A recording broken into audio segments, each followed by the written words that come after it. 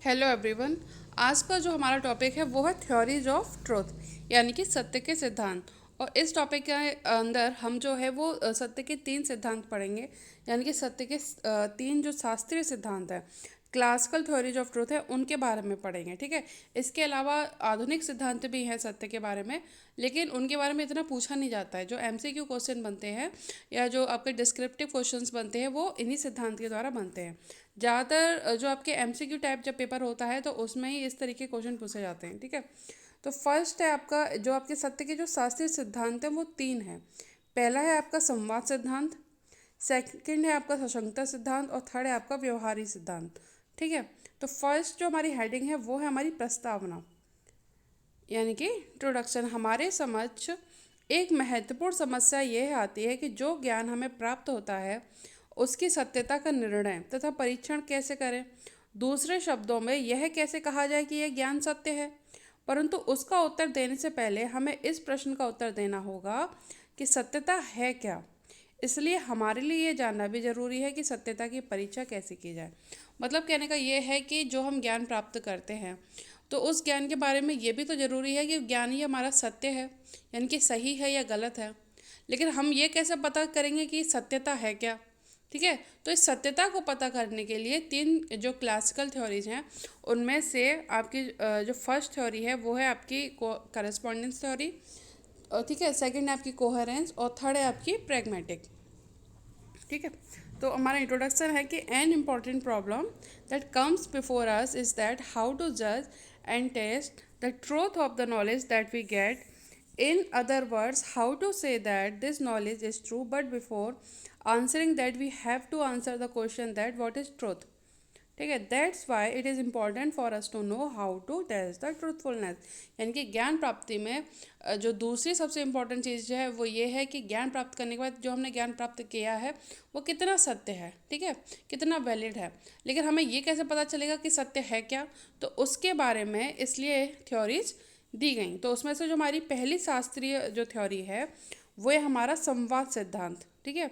संवाद सिद्धांत या सत्यता का संवादिता या संगतता का सिद्धांत। अब ये सिद्धांत क्या कहता है कि इस सिद्धांत के अनुसार सत्य, यानी कि जो सत्य जो है वो विचार तथा उस वस्तु में जिसका वह विचार है उनके आपसी संवाद पर निर्भर है। तथ्यों को हम सत्य या असत्य नहीं कहते, क्योंकि तथ्य तो जैसे हैं वैसे हैं ही। सत्य या असत्य तो उन तथ्यों के संबंध में कथन है। यानी कि जो संवाद सिद्धांत जो है वो ये कहता है कि हमारे पास तथ्य हैं। ठीक है। हमारे पास कोई फैक्ट है, ये मान लीजिए कि मैं ये कह रही हूँ हमारा तथ्य ये है कि सूर्य पूर्व से उगता है, ये तथ्य है। ठीक है। अब तथ्य तो अपने आप में है ही, ये सत्य या असत्य तो हो नहीं सकता। सत्य या असत्य इस तथ्य के बारे में हमारा स्टेटमेंट हो सकता है, यानी कि कथन हो सकता है। मानिए दो कथन हो सकते हैं। एक तो मैं ये कह दूं, मान लो सत्य कथन ये कह दो तो हाँ सूर्य पूर्व में उगता है, तो जो मेरा ये जो कथन है कि सूर्य पूर्व में उगता है वो तथ्य से संगति कर रहा है। ठीक है, यानी कि ये सत्य है। और अगर मैं ये कहूँ कि नहीं सूर्य कभी कभी पश्चिम से भी उगता है, तो इसके लिए हम तथ्य को देखेंगे। तथ्य तो ये कह रहा है कि सूर्य केवल पूर्व से ही उगता है, तो इसका मतलब ये है कि जो मेरा कथन है वो असत्य है, लेकिन तथ्य अपने आप में वहीं की वहीं है। ठीक है। तो ये जो सिद्धांत है वो ये कहता है कि हमारा जो ज्ञान है वो तब सत्य होगा जो जो तथ्य है उसके अकॉर्डिंग जो हम कह रहे हैं वो भी उससे जो हमारा जो कथन है वो तथ्य के अकॉर्डिंग अगर होगा तो ही हमारा ज्ञान सत्य होगा। यदि तथ्य और कथन में भेद नहीं है तो वह सत्य है, और यदि कथन तथा तथ्य एक दूसरे के प्रतिकूल हैं तो वह असत्य हैं। इस प्रकार तथ्य की अनुकूलता ही उसकी सत्यता का प्रमाण है। जैसे जब हम कहते हैं कि स्टेशन से कॉलेज 4 किलोमीटर दूर है, एग्जाम्पल दिया है कि मान लेते हैं कि स्टेशन से कॉलेज 4 किलोमीटर दूर है, तो इसकी परीक्षा हम स्टेशन से कॉलेज की दूरी माप कर सकते हैं। यदि यह तथ्य ठीक हुआ कि दूरी 4 किलोमीटर हुई तो तथ्य का प्रमाण मिल गया और इसकी सत्यता स्थापित हो गई। किंतु इस प्रकार के परीक्षण में दो बातें आवश्यक हैं कि एक तो यह है कि तथ्य वास्तविक हैं तथा स्वतंत्र रूप से स्थित हैं, और दूसरे ये है कि अनुभव द्वारा उनका सत्यापन किया जा सकता है। यानी कि मैंने ये बोला कि जो स्टेशन से जो कॉलेज की दूरी है वो 4 किलोमीटर है। ठीक है, अब मैं ये देखूंगी कि तथ्य क्या कह रहा है। तथ्य के लिए हमने दूरी नापी, दूरी नाप के वो 4 किलोमीटर ही आई, यानी कि मैं सत्य कह रही हूँ। ठीक है, तो इस प्रकार के परीक्षण के लिए दो बातें आवश्यक हैं। क्या? एक तो तथ्य वास्तविक है और स्वतंत्र रूप से स्थित हैं। ठीक है, उन पर किसी और किसी चीज़ का प्रभाव नहीं है, यानी कि तथ्य बदल नहीं रहा है, वो वहीं की वहीं है। और दूसरे ये कि अनुभव द्वारा उनका सत्यापन भी किया जा सकता है। यह सिद्धांत यथार्थवादियों द्वारा प्रतिपादित किया जाता है। यथार्थवाद यह मानता है कि ज्ञान तथा ज्ञान की वस्तु का संबंध बाहरी होता है और तथ्य प्रस्तुत होते हैं। इनके जो यथार्थवादी हैं वो ये मानते हैं ज्ञान जो है वो अनुभव द्वारा आता है। ठीक है, और जो तथ्य हैं वो भी प्रस्तुत होते हैं। और जो आदर्शवाद है वो क्या कहता है? आदर्शवाद इस संबंध को आंतरिक मानता है कि इस कारण दोनों में एकत्व समझता है। यानी कि आदर्शवाद जो है तथ्य और कथन में एकत्व समझता है, लेकिन यथार्थवादी ये कहते हैं कि तथ्य जो हैं वो बाहर से आते हैं। तो इस सिद्धांत में तथ्य ही मुख्य आधार है। जो आपकी क्लासिकल थ्योरी जो संवाद सिद्धांत है सत्य का, उसका आधार क्या है? तथ्य। ठीक है, इसका जो सिद्धांत का आधार ही तथ्य है। एमसीक्यूज में कभी कभी पूछा जाता है। और कथन को सत्य होने के लिए तथ्य के साथ संवाद आवश्यक है। ठीक है, संवाद आवश्यक है, यानी कि जो हमारा कथन है वो तथ्य के अकॉर्डिंग होगा तो ही हम इसको सत्य माना जाएगा, अन्यथा उसको असत्य माना जाएगा। इस सिद्धांत की आलोचना इस आधार पर की जाती है कि हम कैसे जान सकते हैं कि तथ्य क्या है और किस प्रकार तथ्य के ज्ञान की कथन से अनुकूलता परखी जा सकती है। यानी कि मैंने कह दिया कि कॉलेज से स्टेशन से कॉलेज की दूरी 4 किलोमीटर है। ठीक है, मैंने नाप के भी देख लिया कि 4 किलोमीटर है, लेकिन जरूरी तो नहीं है मैं जिसको 4 किलोमीटर कह रही हूँ वो अगला आदमी भी उसको 4 किलोमीटर ही बोल रहा है। ठीक है, तो ये जो सिद्धांत है ये इस मामले में अधूरा है। तो आगे की जो थ्योरी है इसके अलावा इसको पहले एक देख लेते हैं कि करस्पॉन्डेंस थ्योरी ऑफ ट्रूथ। कि according to this theory truth depends on the interaction between the thought and the object of which it is thought. We do not call facts as true or false because facts are as they are. True or false are statements about those facts. अभी हम first theory की बात कर रहे हैं, इसका English translation है ये। If there is no difference between a fact and a statement then it is true. If the statement and the fact are contrary to each other then it is false. In this way the compatibility of the fact is the proof of its truthfulness. ठीक है, जैसा कि हमने कहा कि अगर हमारा statement जो फैक्ट्स है उसके अकॉर्डिंग है तो ये हम सही बात कह रहे हैं, और अगर हमारा स्टेटमेंट जो तथ्य है उसके अकॉर्डिंग नहीं है तो हम गलत कह रहे हैं। Like when we say that the college is 4 kilometers away from the station. कि कॉलेज जो है मैंने बोला कि कॉलेज जो है वो स्टेशन से 4 किलोमीटर दूर है। Then we can test it by measuring the distance from the station to the college. और उसके बाद हम क्या करेंगे कि स्टेशन से कॉलेज तक की दूरी हम नाप लेंगे। ठीक है, अगर फैक्ट सही है the distance is only 4 kilometre. अगर डिस्टेंस सच में 4 किलोमीटर ही आई जो मैं कह रही थी कि स्टेशन से कॉलेज की दूरी 4 किलोमीटर है, then the proof of the fact is found and its veracity is establish. तो जो फैक्ट का जो प्रूफ है वो हमें पता चल गया और जो मैं कह रही थी वो वैलिड भी हो गया। But two things are necessary in this type of test. One is that the facts are real and independently located, and secondly that they can be verified by experience.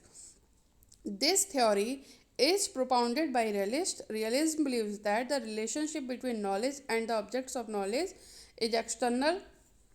The facts are presented. Idealism considered this relation to the internal and therefore understand the unity of both.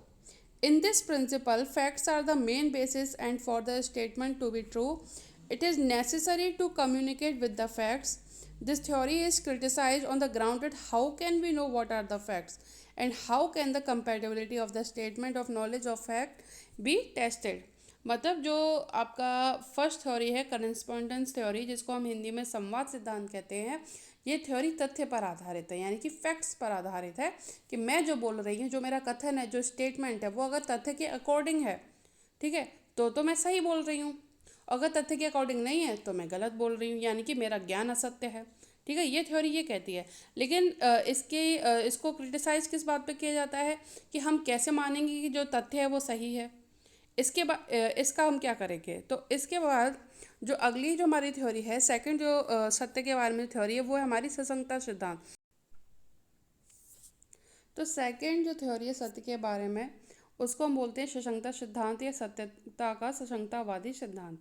ये सिद्धांत क्या कहता है कि इस सिद्धांत का आधार ये है कि यदि मनुष्य का ज्ञान उसके प्रत्ययों तक ही सीमित है। प्रत्ययों यानी कि धारणा, जो कॉन्सेप्ट मैंने किसी चीज़ के प्रति बना रखी है, ठीक है।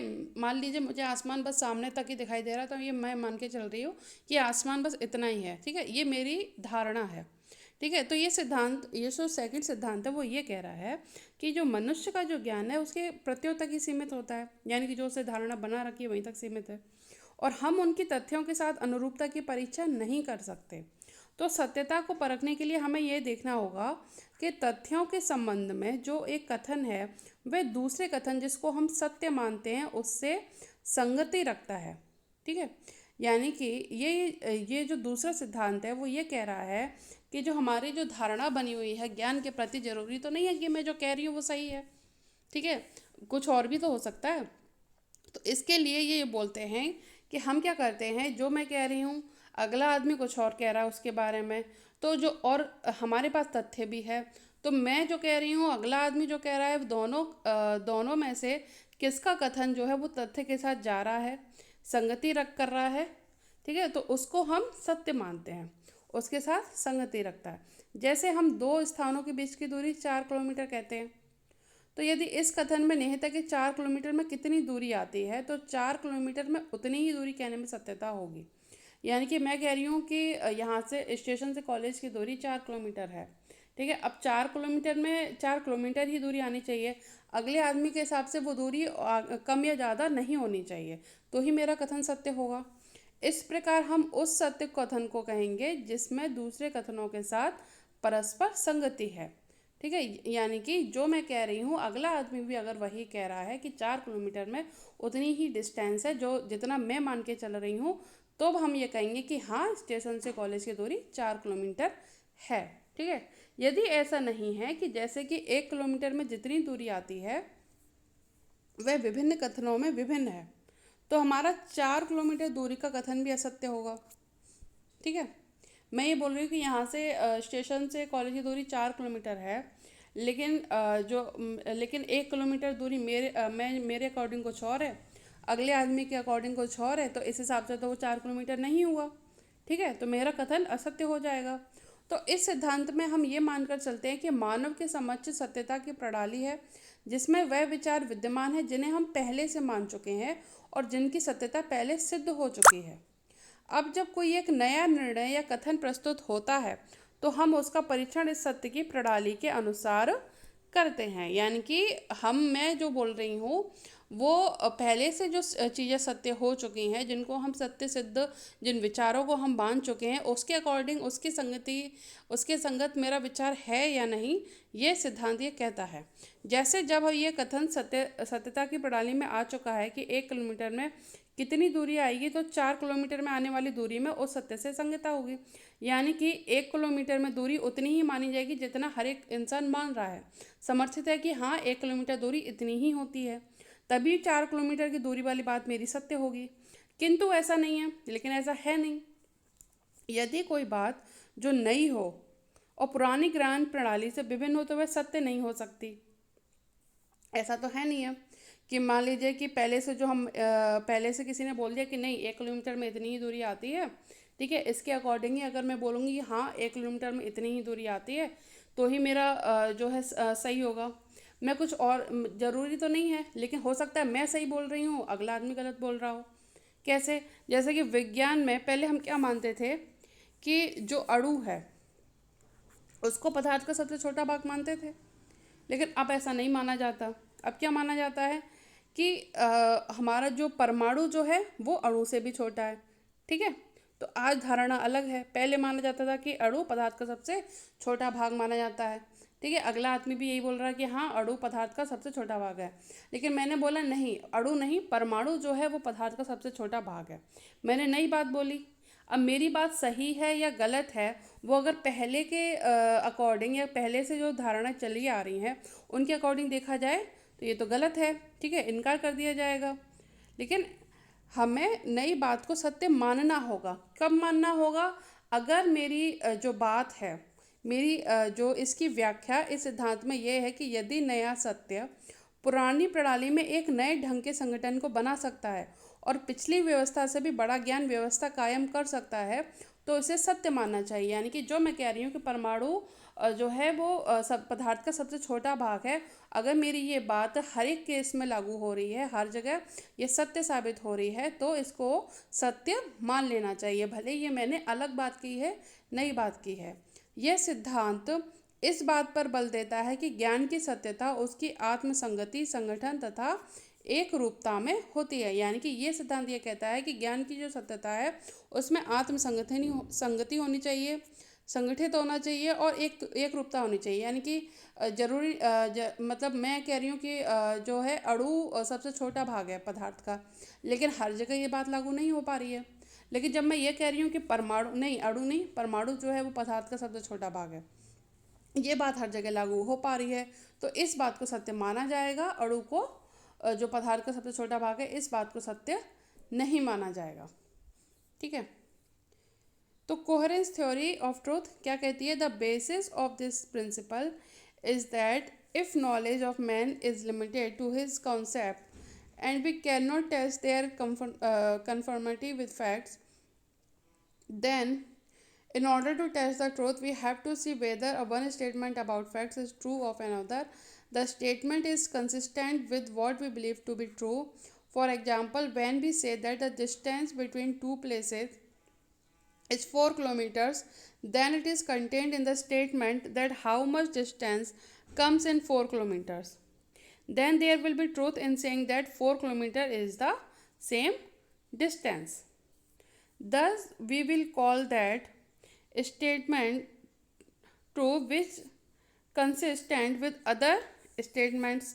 If it is not so that the distance covered in 1 kilometer is different in different statements, then our statements of our kilometer distance will also be false. यानी कि मैं कह रही हूँ कि मतलब कॉलेज से स्टेशन से कॉलेज की दूरी 4 किलोमीटर है, वो उसको मैं अपने अकॉर्डिंग बोल रही हूँ। अगर मैं ये बात, अगर दूसरा आदमी भी यही मानता है कि हाँ 1 किलोमीटर में इतनी ही दूरी होती है जितनी मैं मानकर चल रही हूँ, तो ये मेरा कथन सत्य है, वरना ये असत्य है।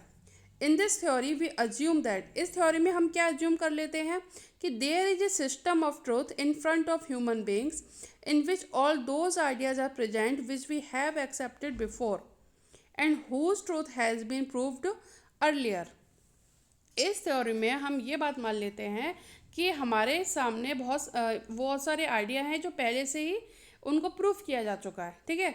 उसके अकॉर्डिंग अगर मैं चल रही हूँ तो मेरी बात सत्य है। अगर मैं कोई नई बात कर देती हूँ तो मेरी बात नहीं, इसको नहीं माना जाएगा, ठीक है। तो ये जैसे करेस्पॉन्डेंस थ्योरी में ये था कि तथ्य को नहीं चेक किया जा सकता था कि ये सत्य है असत्य है, ऐसे ही इस थ्योरी में हम ये नहीं चेक कर सकते कि जो पहले से जो हम मान के बैठे हैं, जो धारणा बना के बैठे हैं, वो सही है या गलत है, ठीक है। ज़रूरी तो है नहीं कि जो पहले से जो सिद्ध हो चुका है वही सही है, ठीक है, और भी तो कुछ हो सकता है। तो दोनों इस मामले में जो करेस्पॉन्डेंस थ्योरी है और कोहेरेंस थ्योरी है, दोनों ही जो है इस मामले में अधूरी हैं, ठीक है। तो for example, when this statement has come in the system of truth that how much distance will be covered in 1 kilometer, that the distance coming in 4 kilometers will be compatible with that truth. But it is not that if something is new and different from the old knowledge system, then it cannot be true. Earlier in science, the molecule was considered to be the smallest part of matter, but now it is not so. अब हम atom को मानते हैं, so this is new belief untrue. If we say so, then we refuse to accept any new concept. In fact, this would be wrong. We have to accept the new things as truth. यानी कि ये theory ये कहती है जो पहले से जो धारणा चली जा रही है उसके अकॉर्डिंग अगर आप बोल रहे हो तो आप सही हो, उसके अकॉर्डिंग आप नहीं बोल रहे हो, कोई नई बात बोल रहे हो तो आप सही नहीं हो, ठीक है। लेकिन ऐसा तो होता नहीं है। जैसा कि हमने साइंस में देखा कि पहले हम जो है मॉलिक्यूल को मानते थे कि ये जो है किसी मैटर का सबसे छोटा भाग है, लेकिन अब ऐसा नहीं माना जाता। अब हम एटम को मानते हैं, क्यों? क्योंकि जो एटम वाली जो थ्योरी है वो हर जगह लागू हुई, हर जगह यूनिफाइड हुई, ठीक है। तो इस मामले में ये थ्योरी जो है वो अधूरी मानी जाती है। तो this is explained in the principal that if a new truth can create a new type of organization in the old system and create a knowledge system greater than the previous system, then it should be considered true. This principle emphasizes that the truth of knowledge lies in the its self consistency, organization and uniformity. ठीक है, अब इस मामले में फिर ये principal क्या कहता है कि अगर ऐसा होता है कि पहले से जो धारणा चली आ रही है, जो पहले से जो सिद्ध कथन चले आ रहे हैं, अगर मेरा कथन उसके अकॉर्डिंग नहीं है, तो फिर ये थ्योरी ये कहती है कि जो नई बात हम कर रहे हैं वो अगर हर जगह लागू हो पा रही है, ठीक है, संगठित हो पा रही है, जो उसकी फॉर्म जो है वो यूनिफाइड है, तो ये थ्योरी जो अब मैं कह रही हूँ वो बात सही मानी जाएगी, भले ही मैंने ये बात पहली बार बोली है। फिर आपका आता है तीसरी जो थ्योरी है वो आपकी व्यवहारवादी सिद्धांत यानी कि प्रैग्मेटिक थ्योरी। ये किस प्रकार के ज्ञान को सत्य मानते हैं कि व्यवहारवादी ऊपर के दोनों सिद्धांतों को नहीं मानते, ये दोनों को ही नहीं मानते, वह सत्यता को परिवर्तनशील मानते हैं। ये कहते हैं कि सत्यता तो चेंज हो जाती है। कैसे कि सत्य समय तथा स्थान के साथ बदलता रहता है। वे कहते हैं कि सत्य हमारे व्यवहारिक जीवन से संबंधित है और उसके लिए ही उपयोगी, यानी कि वो वही उसी चीज़ को सत्य मानते हैं जो हमारे व्यवहारिक जीवन में उपयोगी होता है। अगर उनको अनुपयोगी लगता है तो वो उसको सत्य मानते नहीं हैं। विलियम जेम्स के अनुसार कथन दो प्रकार के हो सकते हैं, सार्थक कथन और निरर्थक कथन। सार्थक कथन का गुण सत्यता होता है।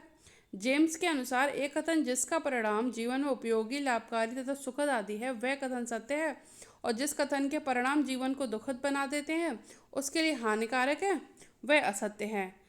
ठीक है, तो इस प्रकार सत्यता का परीक्षण हम उपयोगिता, कार्यक्षमता, संतोष, सुख इत्यादि के आधार पर करते हैं। जेम्स कहता है कि सत्य वह है जो सफल है। इस सिद्धांत की भी आलोचना की जाती है।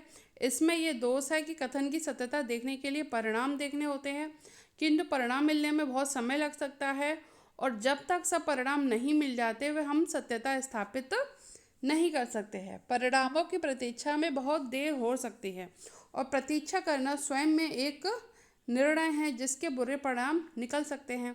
फिर भी यदि हम प्रतीक्षा करने का निर्णय ले भी लें तो पूर्ण परिणाम कभी भी प्राप्त नहीं हो सकते। इसका कारण यह है कि परिणामों के भी परिणाम निकलते हैं, और इस प्रकार इस क्रिया का कोई अंत नहीं है। हम जब कोई निर्णय सत्यता का नहीं ले पाएंगे तो अनावस्था के दोष से घिर जाएंगे। दूसरा दोष यह है कि हमारे जीवन में कुछ बातों के संबंध में एक तथ्य अनुकूल हो जाता है तो दूसरा प्रतिकूल हो जाता है। व्यवहारिकतावादी उनमें से किसको सत्य कहेंगे? यदि उपयोगिता और सत्यता में अंतर हो तो व्यवहारवादी उपयुक्तता को ही देखेगा, और इस प्रकार वह असत्य को सत्य मान सकता है। कहने का मतलब यह है कि जो व्यवहारवादी है, जो प्रैग्मेटिक थ्योरी है, वो ये नहीं कहती कि जो हमारी जो करेस्पॉन्डेंस थ्योरी, कोहेरेंस थ्योरी है सत्य की, वो सही है। वो ये कहती है अगर जो सत्य आप बोल रहे हैं वो मेरे व्यवहार में उपयोगी है, मेरे लिए अगर वो उपयोगी साबित होता है तो वो सत्य है, वरना वो असत्य है। ठीक है, इसके बाद तो प्रैग्मेटिक थ्योरी क्या कहती है कि behaviouralist do not believe in both the above principles, he consider truth to be changeable, कि जो सच जो है वो चेंज हो जाता है। Truth varies with time and place. he says that the truth is related to our practical life and is useful only for this. According to William James, statement can be of two types: meaningful statement and nonsensical statement. The quality of a meaningful statement is truthfulness. According to James, a statement whose result is useful, beneficial and pleasant in life is a true statement. ठीक है, मान लीजिए वो ये कह रहा है कि शराब पीने से जो है अच्छा लगता है। अब मैंने शराब पी के देख ली, हाँ अच्छा लग रहा है, लेकिन परिणाम तो वेरीज कर सकते हैं ना, कि अभी तो अच्छा लग रहा है लेकिन बाद में मुझे हेल्थ प्रॉब्लम होंगी। ठीक है, तो उस हिसाब से परिणाम तो वेरीज कर रहा है, तो हम कैसे हम कह सकते हैं कि जो परिणाम जो है वो अगर सुखद है तो ये सत्य है, परिणाम सुखद नहीं है तो यह असत्य है। ठीक है, तो परिणाम भी तो वेरीज कर रहा है, तो उस हिसाब से जो प्रैग्मेटिक थ्योरी है वो भी अधूरी मानी जाती है। ए statement whose consequences make life miserable or injurious to him is false. In this way, we test truthfulness on the basis of usefulness, efficiency, satisfaction, happiness. James says that the truth is that which is successful. This story is also criticized. It has the drawback that to see the truth of the statement, one has to see the results, but it may take a lot of time. to get the results and we cannot establish the truth until all the results are found. और इसमें जो है हम क्या कहते हैं, परिणाम की बात करते हैं, रिजल्ट की बात करते हैं। तो ज़रूरी अभी का रिजल्ट तो मुझे अच्छा लग रहा है, ठीक है, लेकिन ज़रूरी तो नहीं है कि लॉन्ग टाइम में भी ये अच्छा ही होगा। तो हम कैसे कह देंगे कि ये सत्य है, ये असत्य है? तो इस हिसाब से इस थ्योरी को क्रिटिसाइज किया गया। Waiting for results can be too late and waiting is in itself a decision that can have bad consequences. Then even if we decide to wait, the full results may never be achieved. This is because results also result in results and thus there is no end to this action. When we will not be able to take any decision based on truthfulness, then we will be surrounded by the fault of lack of awareness. ठीक है, तो इस प्रकार से इस theory को भी अधूरा माना गया। तो हमारी जो क्लासिकल थ्योरीज हैं ट्रुथ की तीनों, ये जो भी ये बात कहती हैं वो कहीं ना कहीं इनको क्रिटिसाइज किया गया है। ठीक है, तो the second drawback is that in relation to some things in our life one fact may be favourable and the other may be unfavourable, which of them would be pragmatic called true. If there is a difference between utility and truthfulness, then the pragmatist will look at utility only and in this way he can accept untruth as truth. यानी कि जरूरी नहीं है कि जो मुझे सही लग रहा है वो अगले आदमी को भी सही लगे, ठीक है, या अगले आदमी के लिए भी सही हो, ठीक है, अगर इस हिसाब से देखा जाए तो इसलिए इस थ्योरी की आलोचना हुई। अब निष्कर्ष क्या निकलता है इन तीनों का कि हमें तीनों सत्यापन के सिद्धांतों के विवेचन में एक बात स्पष्ट दिखाई पड़ती है कि सिद्धांत परस्पर विरोधी नहीं, ये विरोध तो नहीं कर रहे हैं एक दूसरे का, लेकिन अगर हम इन तीनों को एक साथ ले आएँ कि इसके साथ साथ अपने आप में पूर्ण भी नहीं है, अधूरे हैं, ये एक दूसरे के पूरक समझे जा सकते हैं। हमें इन तीनों को जोड़कर ही सत्यता की परीक्षा करनी चाहिए। हमें किसी कथन, अवधारणा या प्रतिज्ञप्ति का सत्यापन करना है तो यह परीक्षण करना चाहिए कि तथ्य के अनुकूल हों, दूसरे तथ्य प्रत्ययों के संगत भी हों और तथा वह जीवन में उपयोगी भी हों, जैसे जो हमारी थ्योरी तीनों थ्योरी बोलती हैं। जब हम तीनों थ्योरी को जब हम मिला देते हैं उसके बाद ही हमें सत्य ज्ञान की प्राप्ति हो सकती है। ठीक है, इसके बाद जो इसके MCQ क्वेश्चंस हैं इनको हम देख लेंगे। तो कंक्लूजन हमारा, we see one thing clearly in the discussion of the three principles of verification that these principles are not contradictory and at the same time they are not complete in themselves. These can be considered complementary to each other. We should test the truthfulness only by adding these three. If we want to verify any statement, concept or proposition, then it should be tested that it is compatible with the facts. Other facts are compatible with concept and it is also useful in life. इसके अंदर जो हमारे MCQ question, तो first question है हमारा कि संवाद सिद्धांत आधारित है, correspondence theory is based on facts. जो संवाद सिद्धांत है वो तथ्यों पर आधारित है, ठीक है, अगर तथ्य के अकॉर्डिंग जो मैं कह रही हूँ वो अगर सच है तो इसको सच माना जाएगा।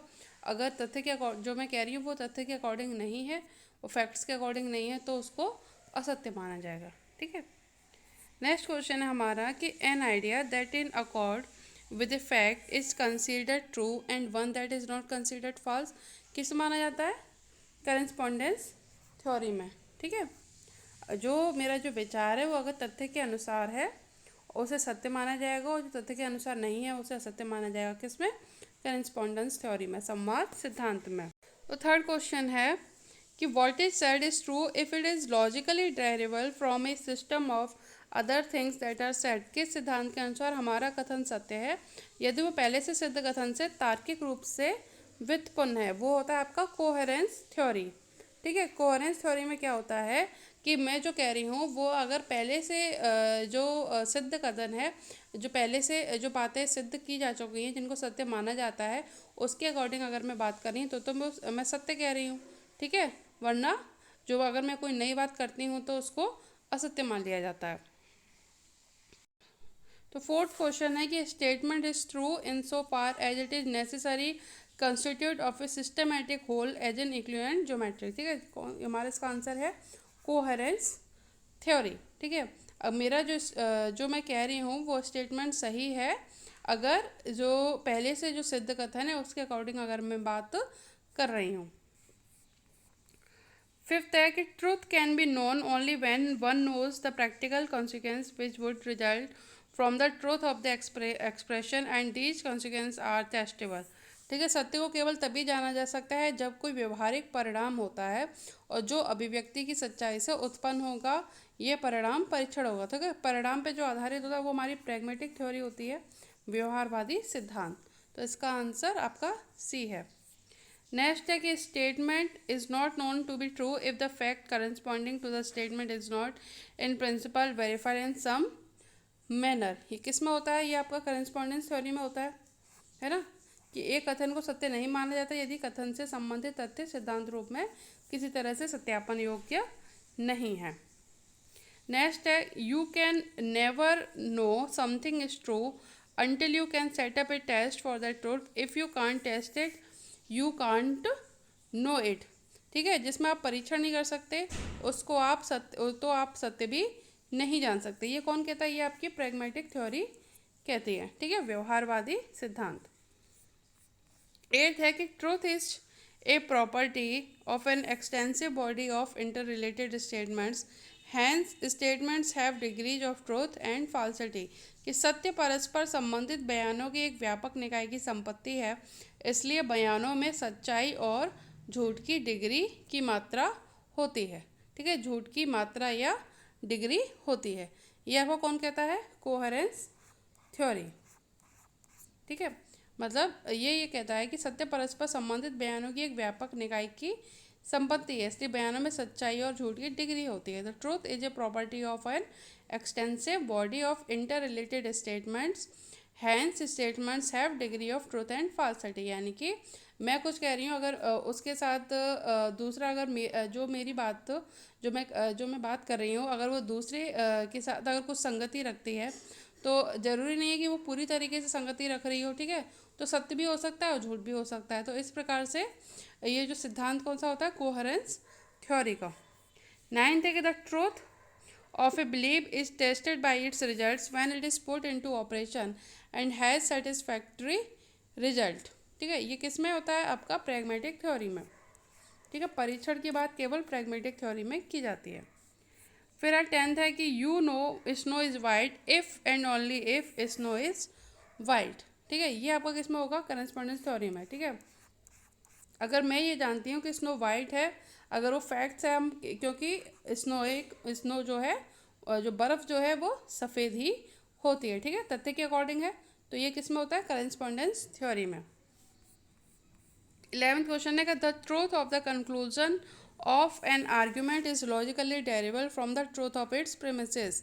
एक तर्क के निष्कर्ष की सच्चाई उस तर्क के आधार की सच्चाई से तार्किक रूप से व्युत्पन्न होती है। यानी कि मैंने कोई तर्क दिया, उसका मैंने कंक्लूजन निकाला, तो उस तर्क का जो आधार होगा उसकी सच्चाई से अगर तार्किक रूप से व्युत्पन्न होगा, यानी कि जो फैक्ट होगा उसके अकॉर्डिंग अगर उससे तार्किक रूप से अगर वो व्युत्पन्न है तो वो सही है, यानी कि जो फैक्ट के अकॉर्डिंग होता है, यानी कि करस्पॉन्डेंस थ्योरी, ऑप्शन बी। ठीक है, तो ये आपका सत्य का सिद्धांत था। 3 क्लासिकल थ्योरीज ऑफ ट्रूथ। जैसे एमसीक्यू क्वेश्चंस ज़्यादा आते हैं, इस तरह डिस्क्रिप्टिव टाइप में कम ही आए हैं। इसके बाद आपके जो यूनिट 1 है आपकी पेपर 1 में, उसमें आपके 1-2 टॉपिक और रह गए हैं। उसके बाद हम जो है आगे आपका यूनिट 2 को कवर करेंगे। ठीक है, तो आप लोग पढ़िए। धन्यवाद।